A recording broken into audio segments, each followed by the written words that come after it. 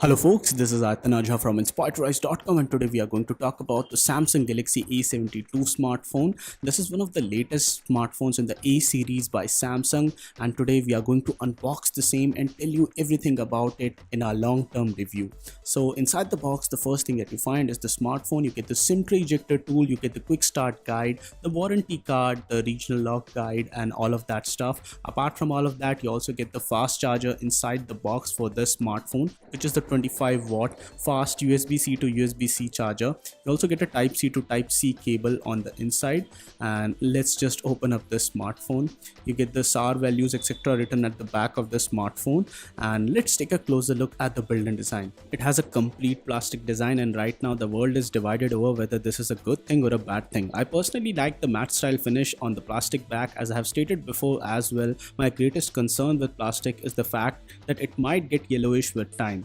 Now a good thing is that it is IP67 dust and water resistant, and it's available in awesome black, awesome white, awesome blue, and the color that we had, which is the awesome violet color. At around 203 grams, I think it's not exactly really lightweight, and the phone does have a certain amount of heft to it. At the back there's a slight camera bump with the camera setup. The power button and the volume rocker both can be found on the right hand side. There's nothing on the left hand side for the smartphone. Overall, it has a very Samsung kind of build and design. They have followed this build and design on A52 as well.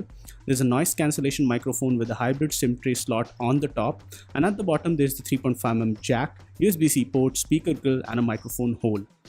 One thing that I would like to really point out is the fact that the haptic feedback on this phone was slightly underwhelming.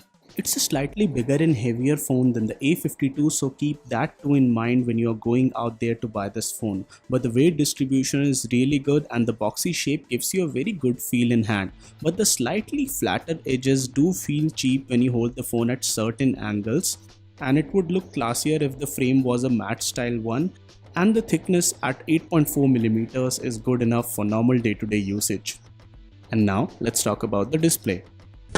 Hey, nobody cares. Well, I hope that you do care, and it has a Super AMOLED 6.7-inch display with 90Hz refresh rate. The higher refresh rate is the major upgrade from last year's A71. It has a hole punch style notch, which Samsung calls as the Infinity O display. It has Corning Gorilla Glass protection, a Full HD Plus resolution and 394 pixel per inch density. The colors were vibrant, saturated and great for media consumption. The maximum brightness goes up to 800 nits, which is good enough for your outdoor usage as well. There's support for edge lighting for notifications in the display settings, and there's an in-display fingerprint scanner here. And although the tap to touch target is small here, it still worked acceptable, and I felt that it could have been slightly better. The bezels on this one are almost similar in thickness throughout, though the bottom chin is still slightly big. The big bezels also help to camouflage the big earpiece, which doubles up as a stereo speaker pair with the bottom firing speaker. I like the fact that this phone comes with a pre-applied screen protector out of the box. Other brands should definitely copy this. The good thing about Samsung's 90Hz implementation is that One UI takes full advantage of the panel here, and hence there were no jitters or stutter during usage. It does support Widevine L1, and the dark mode implementation here is also pretty good. The fingerprint scanner is a tad bit slow, and it does take time to unlock sometimes. The 90Hz here felt more optimized compared to the 120Hz on something like a budget Redmi Note 10 Pro device. So that's also something that you should keep in mind. There's no notification LED on the smartphone and no official HDR certification, but Widevine L1 support is present here. There's no automatic drop to 60Hz mode on this phone to save battery life while watching videos or doing other stuff. It comes with an 8nm based Snapdragon 720G chipset, 6 or 8GB of RAM, 128 or 256GB of storage. The storage can be expanded up to 1TB using the microSD XC card slot. The 720G is an okay chipset, but really falls behind the competition in this price bracket. Devices from Poco and Realme in this very price segment outperform the A72 by a fair margin. So if you are somebody who's going to game a lot, and if you are really looking for a smartphone which will stay fast for the next couple of years, then this phone might not be the one for you. Right now, normal day-to-day needs and even heavy multitasking can be managed by this smartphone with ease, but maybe a few months down the line, things might change. When you see that A52 offers offers similar performance for a much lower price, then that definitely makes the A72 harder to recommend. If you don't fiddle with the settings, you might find frame drops while playing games, and the internal storage is fast but not flagship grade fast, and at around 500 Mbps reads and 270 Mbps write speeds, it's okay at best. If you talk about gaming, most of the games run fine, but if you play something like Asphalt or any other heavy game for really long, and you will definitely see skipped frames. It comes with Android 11 based One UI 3.1, and Samsung has left no stone unturned to make sure that this phone is filled to the brim with unwanted bloatware and crazy notifications. It took me quite some time and effort to remove it. Samsung has promised 3 years of OS updates and 4 years of security updates, and that does increase overall purchasability of this device. The default browser shows occasional lags while heavy surfing, and the latest update did bring the security patch level to Apple for the smartphone. There's a Samsung game launcher as well here, which allows you to fine-tune gaming even further with resolution, scaler, and much more features. And now let's talk about the camera for this device. It has a 64 megapixel primary camera sensor with the f1.8 aperture and support for face detection, autofocus plus OIS. There's an 8 megapixel f2.4 telephoto sensor as well, which also comes with OIS and supports up to 3x optical zoom. There's a 12 megapixel f/2.2 ultra wide sensor with a wide 123-degree angle field of view. And finally, there's an f2.4 5 megapixel macro sensor, which is okay for what it does, but nobody would have missed it even if it wasn't present here. There's a 32 megapixel f2.2 aperture front camera as well. Sometimes every once in a while the scene optimizer for this device messes up the colors, but normally it works great. With the latest updates, night mode now works on the front camera as well, and ultra wide camera as well. Now 4K 30 fps recording works on all of the camera lenses, and the low light performance is good, but the night mode algorithm still needs some work.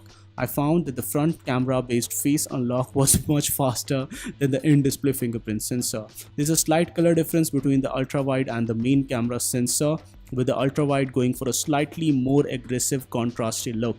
There's a single selfie camera here, but the UI gives you the option of taking wide or close-up selfies. There are n number of modes like hyperlapse, super slow motion, panorama, and a fun mode as well, which allows you to use Snapchat filters. And that's something for really deranged people, I guess, but still it's there. 4K 30 fps videos are possible, but the super steady stabilization works only up to a 1080p resolution. And apart from all of this, there's up to 30x software based zoom which is possible. There's a pro photo mode and pro video mode as well. You get 4:1 pixel bend shots, and the automatic HDR algorithm definitely needs some fixing, as it did not trigger automatically every time when I was clicking shots. Apart from all of this, let's talk further about the image quality. The colors felt good without looking extremely oversaturated. 64 megapixel mode is present and can be manually used, but normally it defaults to 16 megapixel, which is more than enough for most users, as the 64MP mode runs into troubles of its own kind with some artifacts and issues with complex patterns or building shapes. The telephoto camera is good, but at 8 megapixel resolution, sometimes things aren't exactly that sharp on that one. And apart from all of that, the portrait mode also sometimes misses the mark.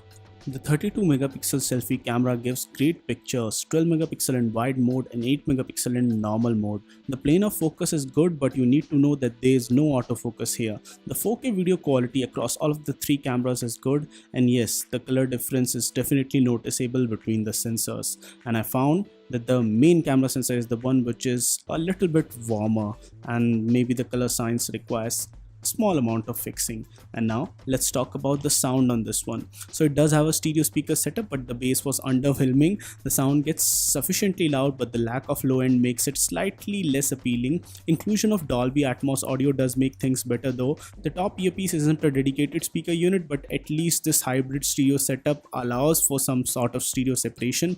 And Dolby Atmos software also comes with Dolby Atmos for gaming, for enhancing in-game footsteps audio on the smartphone. If we talk about connectivity, it comes with support for dual band Wi-Fi, VO Wi-Fi, Bluetooth 5.0, top-notch GPS with AGPS, GLONASS, Galileo and BDS support. It does have FM radio, NFC and supports USB OTG as well. Talking about the battery on this one, it has a 5000 mAh lithium-ion battery with support for 25 watt fast charging. The fast charger is present inside the box. The battery lasts a whole day on moderate usage with some casual gaming thrown in the mix. It takes around 90 minutes to do a full 0 to 100 charge cycle. The charging times were slightly inconsistent sometimes, and if we compare the A52 versus the A72 smartphone, the A72 has the larger battery here at 5000 mAh versus the 4500 mAh on the A52. It has a slightly better stereo speaker and sound quality. The A72 has a bigger display, a 25 watt fast charger inside the box, and you also get a telephoto sensor and OIS in the camera on the A72, which is missing in the A52. And if we talk about a final conclusion, the Galaxy A72 retails for a price of around 35,000 rupees online for the 8128GB version, and at this price it's definitely not cheap and has competition from n number of other brands. If it doesn't fulfill your needs and you don't want all of the extra that it has to offer, then you can definitely go for A52. There's so much competition out there. There's the Redmi Note 10 Pro, there are so many other smartphones from Poco and Realme. Truth is that the competition is so heated up that I feel comfortable recommending this smartphone only to die-hard Samsung fans, and for others there are a lot of other choices in the market. As I always say, plenty fish in the sea. So guys, this was it for this video, and no matter what you do, stay inspired to rise. Like this video and subscribe, or absolutely nothing will happen, but hey, It'd be a lot cooler if you did.